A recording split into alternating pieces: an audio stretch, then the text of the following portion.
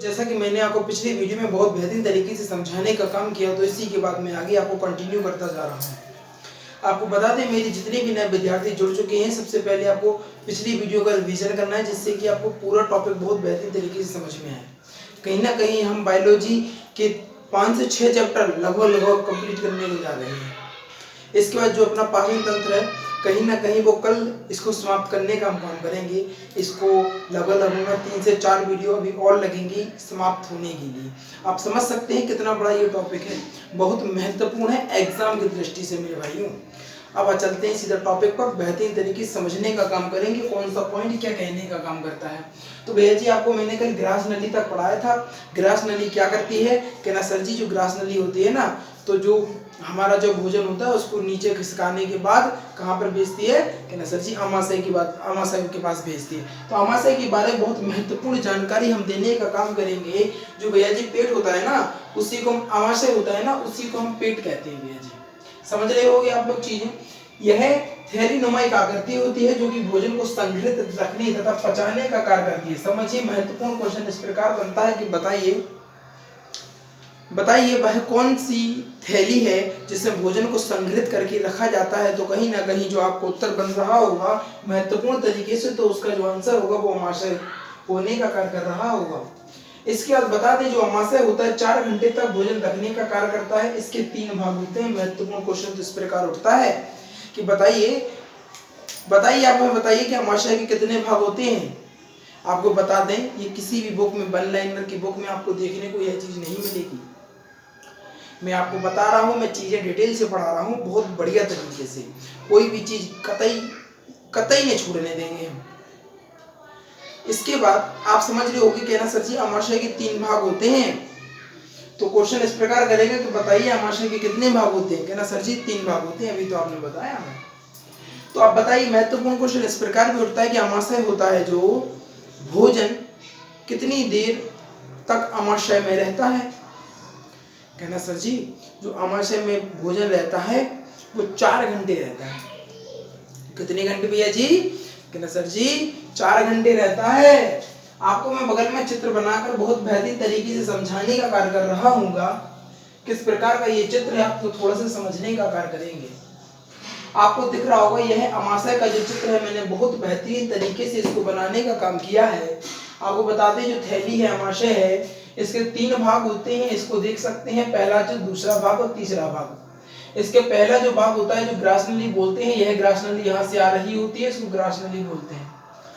ये बीच वाला जो भाग है भैया जी, थोड़ा सा समझिएगा, कंफ्यूजन आपके दिमाग में नहीं होना चाहिए। ये जो बीच वाला भाग है इसको क्या बोलते हैं कहना सर जी? कार्डियक बोलते हैं। इसको क्या बोलते हैं? कार्डियक बोलते हैं। इसके बाद इसमें क्या होता है कहना सर जी? इसमें HCl भरा होता है। फिर उसके बाद इसका जो दूसरा वाला भाग होता है इसको हम बोलते हैं फंडिक। क्या बोलते हैं? फंडक बोलते हैं। क्या बोलते हैं? फंडक।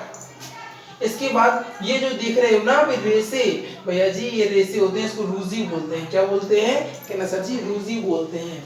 इसके बाद जो तीसरा भाग होता है इसको पाइलोरिक, क्या बोलते हैं? पाइलोरिक बोलते हैं। इसके तीसरे भाग को पाइलोरिक बोलते हैं। इसके बाद जो भोजन होता है उसको, जो भोजन पच पचू के यहाँ से आता है, इसको क्या बोलते हैं कहना सर जी? इसको बोलते हैं काइम। क्या बोलते हैं? काइम बोलते हैं। यह जो भोजन जो कायम बना है, यह कहाँ पर जाएगा कि ना सर जी? आमाशय की बात तो छोटी आंत में जाएगा। आपने मुझे पिछली वीडियो में बहुत बढ़िया तरीके से समझाया है। तो आप लोग समझ रहे होंगे कि जो कायम जो भोजन बना हुआ है यह कहाँ पर जाएगा कि ना सर जी? छोटी आंत में जाएगा। अब यहाँ पर हम थोड़ा सा समझाने का कार्य करेंगे। मान लीजिए आपने यहाँ पर अपना भोजन ग्रहण किया, ग्रहण करने के बाद ग्रास नली आई, ग्रास नली में खिसकता हुआ भोजन कहाँ पर गया कि ना सर जी? कार्डियक में गया। कहाँ पर गया कि ना सर जी? कार्डियक में गया। कार्डियक जो होता है भैया जी, इसमें HCl क्या भरा होता है? एसिड भरा रहता है। क्या भरा रहता है कि ना सर जी? HCl एसिड भरा रहता है। इसके बाद जो भोजन होता है कहाँ पर जाता है कि ना सर जी? भोजन आप जाएगा फंडिक के पास। ये भोजन जो है ना भैया जी, ये भोजन कहाँ जाएगा? फंडिक के पास। फंडक जैसे ही भोजन जाएगा इसमें कहना सर जी, इसमें क्या होगा कहना सर जी? पूरा आमाशय का जो ग्रंथ होता है उसको कहने का मतलब है 4 घंटे तक भोजन इसी में रहेगा। फिर इसके बाद कहना सर जी कहाँ जाएगा कहना सर जी? जो भोजन है ना वो आप कहाँ पर जाएगा? पाइलोरिक में जाएगा। कहाँ पर जाएगा? पाइलोरिक में जाएगा। अब महत्वपूर्ण क्वेश्चन तो इस प्रकार बनता है, पाइलोरिक के बाद ये क्या होता है? 4 घंटे का जो वॉच टाइम होता है यह कंप्लीट हो जाता है। ये पूरी क्रिया जो होती है 4 घंटे में होती है। इसके बाद जो कायम बन गया होता है, कायम कहाँ पर जाता है कि सर जी जो कायम वाला भोजन है वो छोटी आंत में जाता है, आपने पहले तो बताया हमें। तो बिल्कुल कतई आप लोग बढ़िया तरीके से पढ़ रहे हैं, इसी चक्कर में आप लोग बता पा रहे हैं सारे क्वेश्चनों को।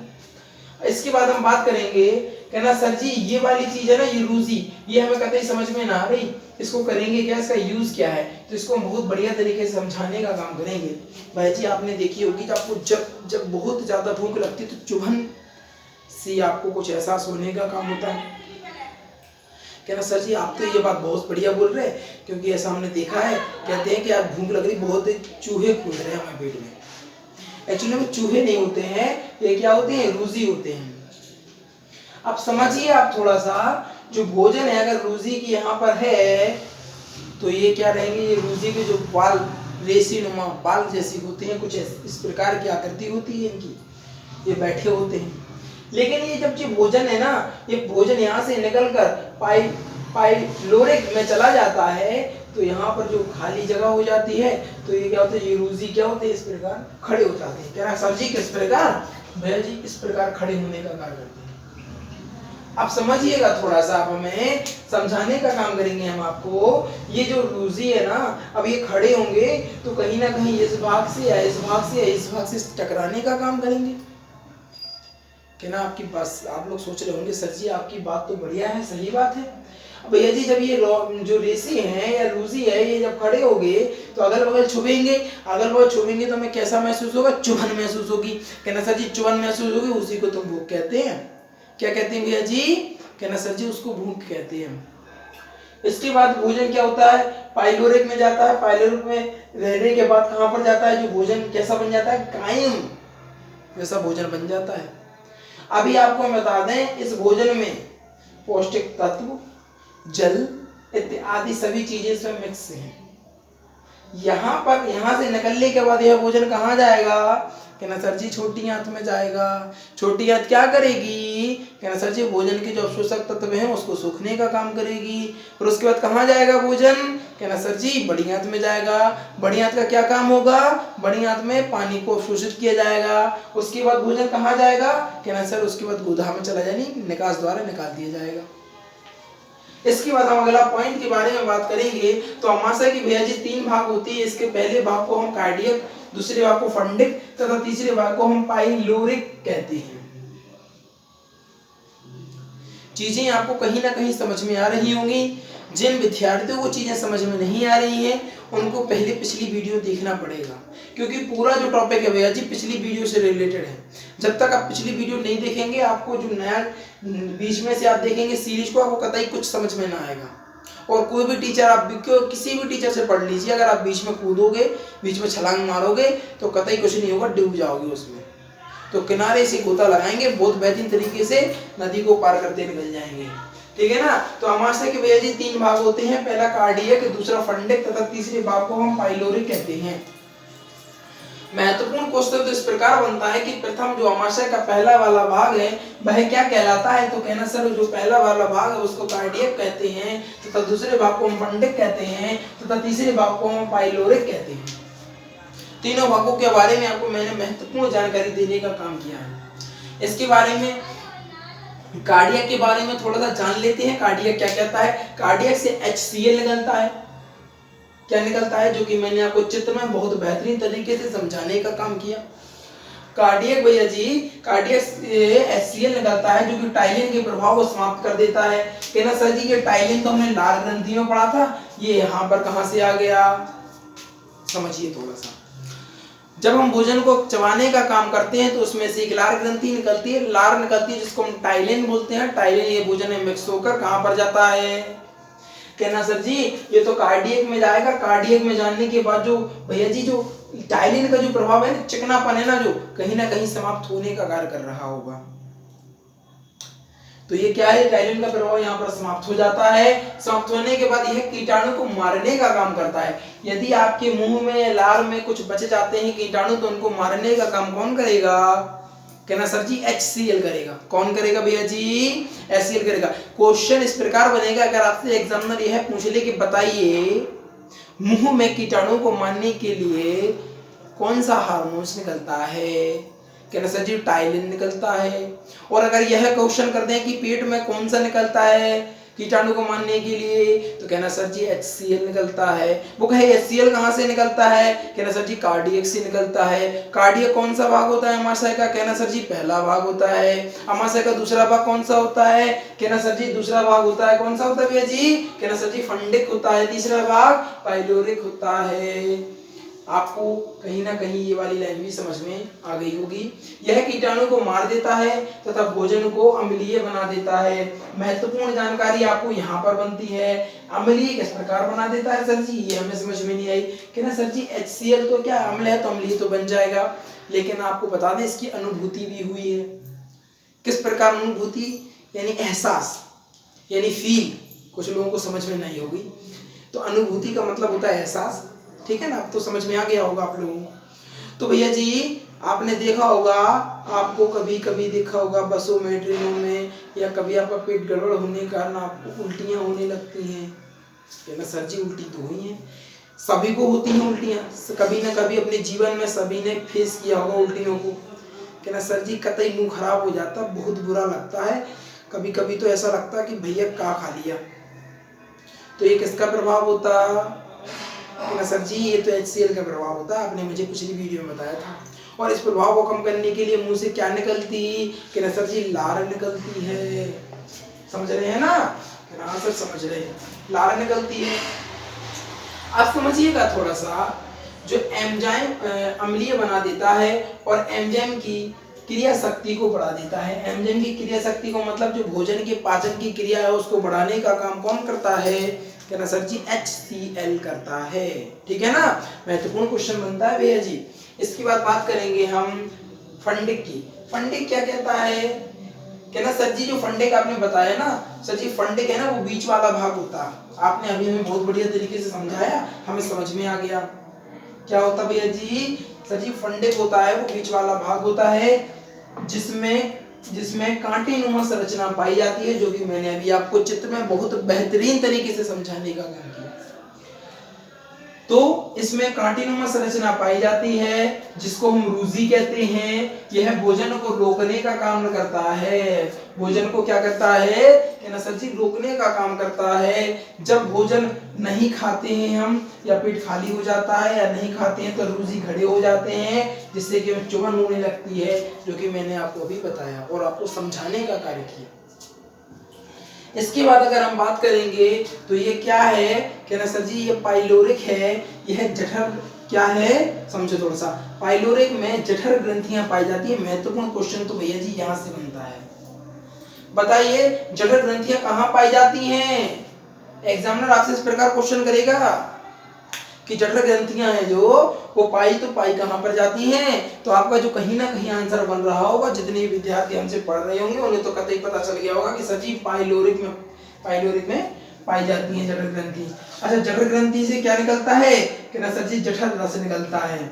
अच्छा जठर रस की क्या आवश्यकता होती है, कहीं ना कहीं महत्वपूर्ण क्वेश्चन बन जाता है भैया जी। जठर ग्रंथियों से जठर रस निकलने का एक महत्वपूर्ण कारण तो यह होता है कि आप कहीं ना कहीं कुछ उल्टा सीधा खाना खा लेते हैं। आपने चाउमीन खाई, बर्गर खाए, उल्टा सीधे जंक फूड वगैरह जब आप खाते हैं तो उसको पचाने के लिए जठर ग्रंथि से जठर रस निकलने का कार्य करता है। कह रहा सर जी मान लीजिए जठर ग्रंथि काम ही ना करे तो महत्वपूर्ण क्वेश्चन इस प्रकार बनता है कि बताइए जठर ग्रंथि से जठर रस निकलना बंद हो जाता है तो उस रोग को क्या कहते हैं, उस रोग को कहते हैं गैस्ट्रिक। क्या कहते हैं,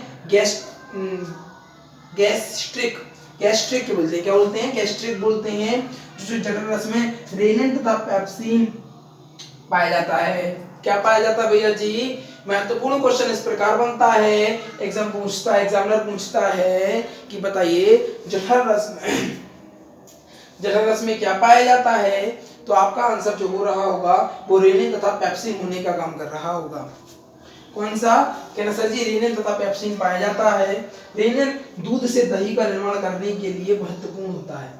दूध से दही बनाता है। क्या करता है, दूध से दही बनाने का काम अर्थात दूध को पचाने का काम कौन करता है, रेनिन तथा पेप्सिन जो पाया जाता है उसी के द्वारा यह काम होता है।